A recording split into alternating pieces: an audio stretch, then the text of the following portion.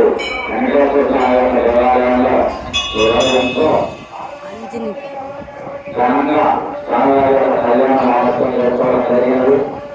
మరి ఒక కార్యక్రమానికి ఎంతో మంది భక్తులు అనేక రకాలుగా సహకరించినటువంటి వారందరూ కూడా స్వామివారి యొక్క అనుగ్రహం కలగాలని మంచిగా కోరుకుంటూ మరి ఈ ఆలయాన్ని మనకి దాదాపుగా 50 సంవత్సరాలు 40 ఏళ్ళు పైన ఉంటుంది. ఇక్కడ మనకు కొంతమంది మహాత్ములందరూ కలిసి ఎక్కడో మన ముందుకు పోవాలంటే మనందరూ కూడా ఎంతో కష్టంగా అవుతుంది. కాబట్టి మరి ఆ యొక్క స్వామివారిని ఆ యొక్క ప్రతిమ మూర్తిని అర్చనామూర్తిగా మనము ఆలయ నిర్మాణం చేసుకుంటే బాలవాళ్ళని సంకల్పం చేస్తే దానికి ఒకరు బాగా మన యొక్క స్థలాన్ని ఈరోజు జగదేవి చాలా అభివృద్ధి అట్లాంటి స్థలాన్ని మన స్వామివారికి సమర్పణ చేస్తారు. నమస్కరించి సమర్పణ చేసి వారి ఇవ్వడం దానికి కొంతమంది సమర్పణ ఆలయాన్ని కట్టి మరి చక్కగా ఈ కార్యక్రమాలను చేసుకోవడం ఎంతో మన జీవనానికి కార్యక్రమాలు ఎంతో ప్రసిద్ధిగా వెలువడుతున్నటువంటి మన ఆలయం. ఈ ఆలయాన్ని మరి ఇరవై చూస్తే ఇందులో కూడా స్వామివారి వెంకటేశ్వర స్వామి అంటేనే గొప్ప మహిమాన్వితుడు. ఆయన మహిమ అయ్యో మరియు ఏ స్వామికి లేనటువంటి మహిమాన్విత మరియు మూర్తి. అట్లాంటి అభయమూర్తికి ఆయన ఎక్కడ చూసుకునే అక్కడే అది ఒక వైకుంఠంగా మారిపోతా ఉంది. అలా ఎదుర్కొంటే వాళ్ళు చెప్పారు 5 లక్షల రూపాయలు ఇండి స్వామివారి పైన సమర్పణ జరిగినాయా ఆయన జగదేవి మొత్తం స్వామివారి 5 లక్షల రూపాయలు ఇప్పటికే ఇండి తెలంగాణ సమకూరిందంటే బాగా వచ్చింది. ఆయన దాన్ని మరి సమకూర్చి దానికి భద్రత ఎప్పుడు స్వామివారికి మరి చేకూర్చాలంటే ఖచ్చితంగా ఉన్నది. అంటే చూడండి ఎంతో సమకూరుతా ఉన్నదో ఆ విధంగా స్వామివారి యొక్క మహిమ అనేది మనకు గొప్పగా ఉంది. దాంతో పాటు గణన రోజుల్లో మనకి ఈ ప్రధాన ప్రాంతానికి ఒక కేంద్రంగా మనం ఈ ఆలయాన్ని అభివృద్ధి చేసుకోవాలి. చండీ బంగారాలు ఇవన్నీ వస్తే ఆయా సందర్భాల అలంకారాలు చేయడం స్వామివారి పెట్టి ఇలాంటివన్నీ చూసుకుంటే మన ఒంట్లో ఉన్నటువంటి దాని భావింద్రియాలన్నీ పరవశించిపోయింది. ఎందుకంటే పరవశించినాయంటే భక్తుడిగా అన్ని పరవశిస్తా ఉంది. భక్తుడిగా కలిగే ఆనందం అందుకే లోకంలో భక్తులు పొందిన ఆనందం ఎవరూ పొందలేదు.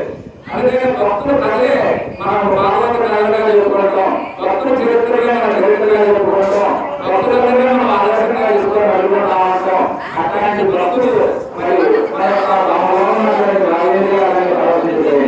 అంటే ఈ ఆలయాన్ని దాంతో పాటు అవసరాలు ఉన్నాయి. ఇక్కడ ప్రజలు చేసుకోవచ్చు, బాత్రూమ్స్ ఉన్నాయి, లేడీస్ బాత్రూమ్ బాత్రూమ్స్ ఇవన్నీ మనం సమకూర్చుకొని ఆలయాన్ని డెవలప్ చేసుకుంటే ప్రతి సినిమాలో పైన కార్యక్రమాలు ఇవన్నీ మనం చేసుకోవాలి. సినిమాలో మళ్ళీ నెలలో ప్రతి సినిమాలో ఏదైనా పెట్టే కార్యక్రమం ఏదైనా చేసుకోగలిగితే ఆలయంగా ప్రమాణాన్ని అభివృద్ధి చేయగలిగే చెప్పి మనం అప్పుడప్పుడు చెప్పుకుంటున్నాము. ఆ విధంగా మన యొక్క కార్యక్రమాలు మా ప్రయోజనాన్ని కూడా చాలా చేస్తారు. ఏదైనా అప్లికేషన్ వెళ్తాం ఆయన మాకు ఇవన్నీ రావాలని ఇవన్నీ చేసి ఈ ఆలయం ద్వారా ఇక్కడ ఉన్నటువంటి కమిటీ వారు ఇవన్నీ ప్రమాణాన్ని రాసి పోయింది. కొత్తగా కార్యక్రమాలను చేస్తామన్నారు. ప్రమాణాన్ని ఒక కార్యక్రమం చూస్తారు. ఇట్లాంటి కార్యక్రమాలు భవిష్యత్తులో ఎన్నో జరిగి అందరూ ముందుకు పోయి మానవ జన్మలను సాధన చేసుకోవాలి. చేసుకోవాలంటే ఏదైనా చదువు బాగానే లేదు. స్వామివారి యొక్క పాద సమాధానం పట్టుకోవడం వల్ల ఏదైనా ఆత్మీయ మాత్రాలు చేస్తున్నారు. ఎందుకంటే కలియుగంలో ఆయన గొప్ప అర్చనామూర్తిగా ఎందుకంటే మనం వైకుంఠవాసులు మనం ఎప్పుడు పట్టుకోలేము. ఆయన పద్నాలుగు లోకాలు బయలుదేరాడు. ఆయన మన దర్శించగలము. కనీసం ఈయన చూడాలంటే మన తిరుగులో స్వామివారి దర్శనానికి పోవాలంటే కనీసం 3 రోజులు టైం పడుతుంది. అదే అప్పుడు స్వామి మనం దర్శించాలంటే 3 జన్మలు అవుతాం. మానవుడిగా సత్కర్మ సద్భక్తి పూర్ణమైనటువంటి ఆత్మజ్ఞానం పొందితేనే స్వామి దర్శనం మనం అందరూ చేసుకోవాలని తప్ప కావాలంటే ఇవన్నీ కూడా మన గ్రామంలో కూడా కార్యక్రమాలు పెంచుకుంటా భజన కార్యక్రమాలు పెంచుకుంటా కాబట్టి వారికి సహకరిస్తా మన అందరూ కూడా 5 మంది ఆనందంగా కార్యక్రమాలు దిగ్విజయంగా కొనసాగితే ఎందుకంటే మన భారతదేశంలోనే దేవాలయము కుటుంబ కూడా చాలా గొప్పది. దేవాలయం ఎప్పుడు మనం పరిరక్షించుకోవాలి. ఉపదీప నైవేద్యాలకు చక్కగా